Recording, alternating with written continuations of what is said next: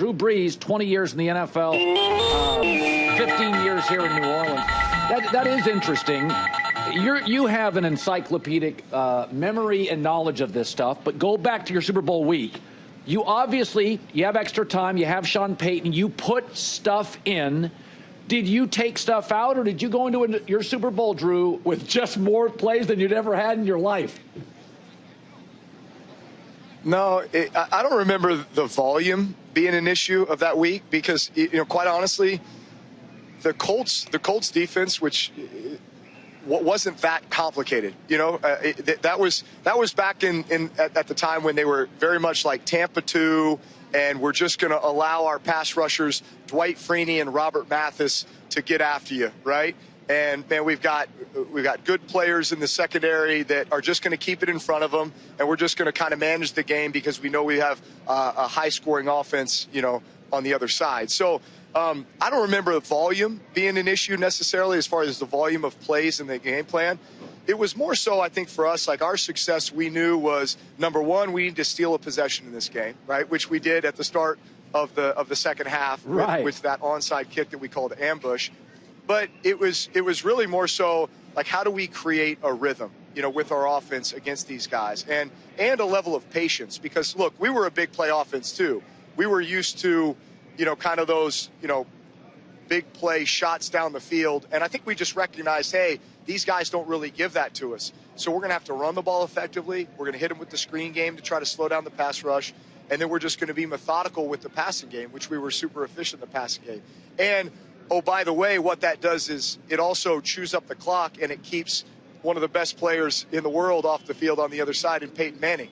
So quite honestly, like, I see that very much like what Philadelphia's game plan should be against the Chiefs this week, which is run the ball, possess the ball, chew up the clock, wear down that defense, and keep the best player in the world, Patrick Mahomes, off the field on the other side. It's interesting because I would think a guy like you, and you mentioned Peyton Manning, both of you very cerebral. I would think short weeks would drive you crazy, and you would love an extra day or a bye or Super Bowl because you could just fill your brain with more information. So to you, extra time, like to you, was it a kid in a candy store? It's like, hey, I got more time to like exercise, efficiency. How did you look at it? Well, sometimes too much time results in over-analysis, right? Right. and then it's paralysis by over-analysis, right? So, like, honestly, I felt like we had a great plan, which was, hey, 2 weeks prior to the Super Bowl. So the first week, honestly, was a lot of just good-on-good competition with our team. Like, we really didn't get into a lot of the game planning for the Indianapolis Colts. Yes, we were watching film, and yes, we were starting to have an idea of, how we were going to attack them. But we did not install our game plan against the Colts in the week prior to the Super Bowl. We waited until we actually got to Miami, which is where we played it, and because we wanted to have as normal a work week as possible, right? Like that's the toughest thing about the Super Bowl is how do you make the Super Bowl a normal work week? You're in a foreign place, practicing in a different facility that you have to bus to. You're in a hotel where there's all kinds of chaos going on. Like, how do you order the chaos? How do you create some normalcy in a routine? And so we did, like, good on good, competitive, weight room. That was, like, our first week, right? And then the minute we arrived in Miami, it was like, all right, here we go. Flip the switch, game plan. Wednesday's base, Thursday's third down, Friday's red zone, short yardage goal line. Saturday, Hayes in the barn, quick walk through, jog through, boom, we got it in our mind. Let's go win a football game. It's interesting. Brady and Hasselbeck both talked about this on the show. And this is what has always been fascinating, is that you guys watch so much film. And Hasselbeck talked about Holmgren adding something late in the week. Brady came on and said, we faced that Seahawk team that had no weaknesses. We came up with 3 new plays the night before just because he goes, I didn't trust our red zone packages. Did Sean, with you, Drew, say, listen, I found something on tape? Or did you say, Sean, we got to clean something up? Anything Saturday night happen? Yeah, it would from time to time. And a lot of that was just, Sean and my routine of I would always go back on Saturday morning, which was, again, our just kind of walk-through day. Walk through the game plan, the first 15 plays of the game, kind of hit some red zone third down thoughts. I would watch a couple games on Saturday morning, more so just to kind of go back and just like feel the flow and the rhythm of a game and maybe how some other teams had attacked them. And again, it was very relaxed, but it was, and in that moment, you would just kind of be looking at it through a different lens at that point because you were kind of, past what you thought was the game planning thing. But all of a sudden you would see something like just a little like, oh, wow, I feel like, this may be a good opportunity, or off of this look may be a great opportunity to run a little stutter and go on that corner, or a double move on this linebacker with the running back, or, just something. And at that point, though, it had to be like a game-changing thing. Like, we didn't need another play that was going to get us a 5 to 10 yard completion. We wanted a play that was like, oh, no, this is a shot opportunity. This is a big play opportunity, a game winner opportunity.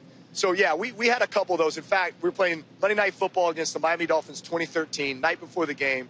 We had this little H choice with Darren Sproles, where he's just going to kind of run up 5 yards. He's got a three-way go. But I'm like, man, this backer is just so aggressive, like on film, time after time.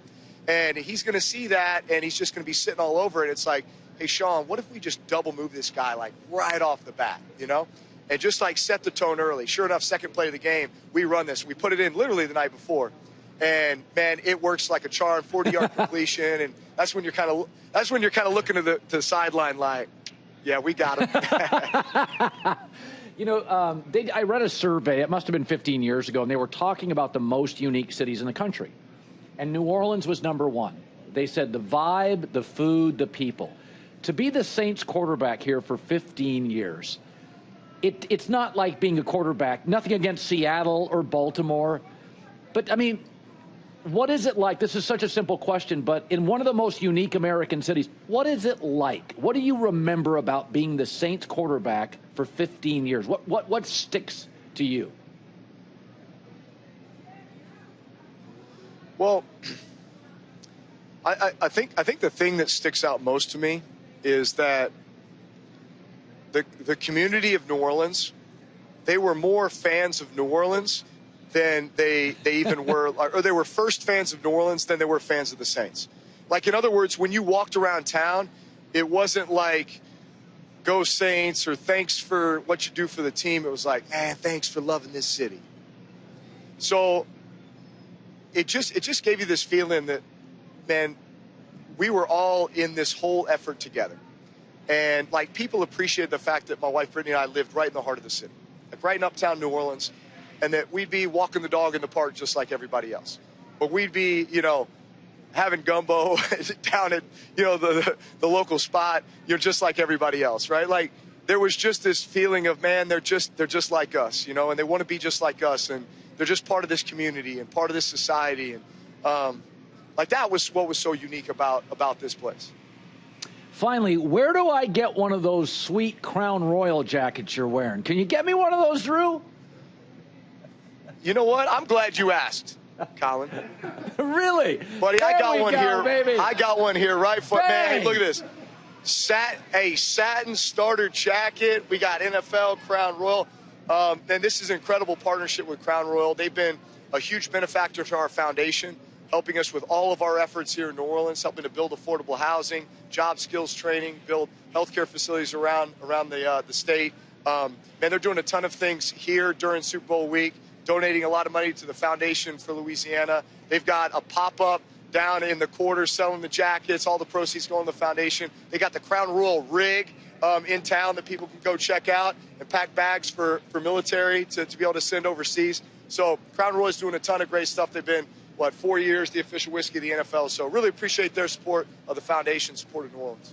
And I really appreciate that jacket, buddy. One for the team. I appreciate. Hey, it's a sharp jacket. It's got the Super Bowl 59 logo on the back, so nice. Hey, we're going to have you looking clean. All right. Drew, great seeing you as always, man. I've really appreciated your insight this year, bud. Yeah. Love this year. Spending time with you. Thanks, Colin. All right, Drew Brees. Hi, everybody. It's me, Uncle Colin. Subscribe here to get the latest from the herd, including exclusive behind-the-scenes videos and more, wherever you may be, however you may be watching. Thanks again for making us part of your day.